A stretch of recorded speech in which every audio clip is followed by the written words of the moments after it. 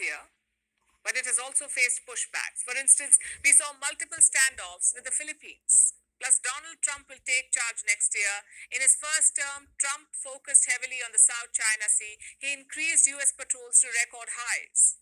U.S. allies are doing the same. Australia is investing more than $7 billion in its navy. The plan is to double its fleet size. Some 11 frigates and 6 large ships are being built. So China will also want to be ready. And third, this has always been Beijing's long-term plan to overcome America's military edge. In pure numbers, they've already done it. China has around 234 warships. The US has only 219. But the quality is very different. The US Navy has 11 nuclear-powered aircraft carriers. They don't have to stop and refuel. They can be deployed for extended periods in far-off waters. China does not have a single nuclear carrier, so Beijing's long-term plan is to project power beyond its region, to achieve superiority over the US military. But as always, quality remains the concern. None of China's new weapons are battle-tested. Their navy is not used to distant deployments, and they haven't fought a war in almost 45 years. So if the shooting starts, will China's shiny new toys survive? And that remains the biggest question.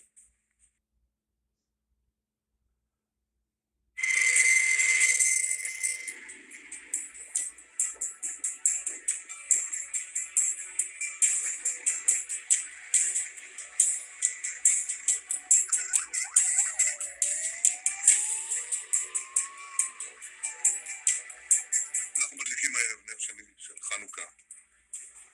אנחנו נמצאים במלחמת התקומה, דור המכבים של ימינו.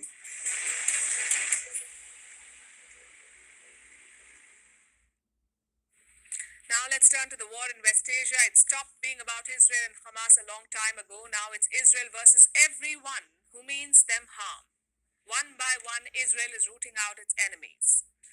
First, Hamas in Gaza, then Hezbollah in Lebanon, then the military infrastructure in Syria, and now it seems it's Yemen's Houthis.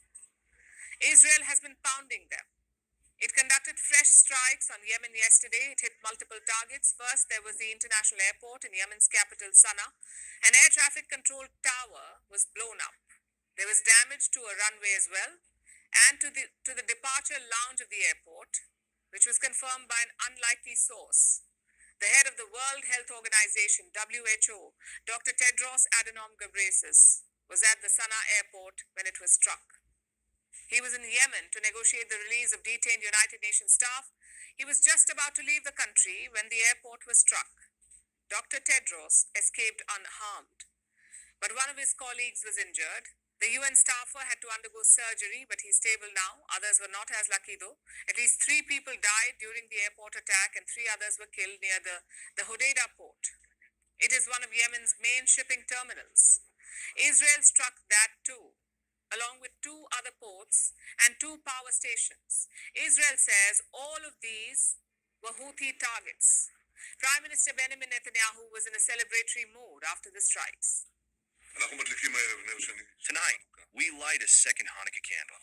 We are in the war of revival, the generation of the Maccabees today. A little while ago, the Air Force attacked targets of the Houthi terrorist organization in Yemen, both on the coastline and in Sana'a. We are determined to root out this terrorist arm of Iran's axis of evil. We will persist in this until we complete the job. עד שנשלים את המלאכה. He says Israel will keep going until the job is complete. What does that mean exactly? Israel's defense minister gave some hints. ראינו כרגע פעולה מדויקת של חיל האוויר הישראלי. We have just seen a precise operation by the Israeli Air Force, hitting specific Houthi target in Yemen, at the airport, at the port. As we said, whoever hurts Israel, we will hurt him. We will hunt down all the Houthi leaders, hit them as we have done elsewhere. No one will be able to escape Israel's long measure. We will attack them in order to remove threats to the state of Israel. הארוכה של ישראל. That's right where H was when he told me the DD dream. I was in here sitting at the table, and the table used to be over here. And